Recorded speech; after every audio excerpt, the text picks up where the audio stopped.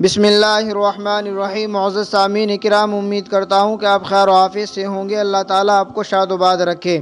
نماز میں کتنی حرکت کرنے سے نماز فاسد ہو جاتی ہے، اسی کو سمجھنے کے لیے علماء دیوبند کا فتویٰ دیکھ لیتے ہیں۔ چنانچہ کسی سائل نے سوال کیا، برائے مہربانی نماز میں کی جا سکنے والی جائز حرکات کے بارے میں تفصیلی جانکاری مہیا کرائے، جیسا کہ موبائل بجنے پر کیا کرے، خارش آنے پر کیا کرے، اگر نمازی کے سامنے سے کوئی گزر رہا ہو تو کیا اسے روک سکتے ہیں؟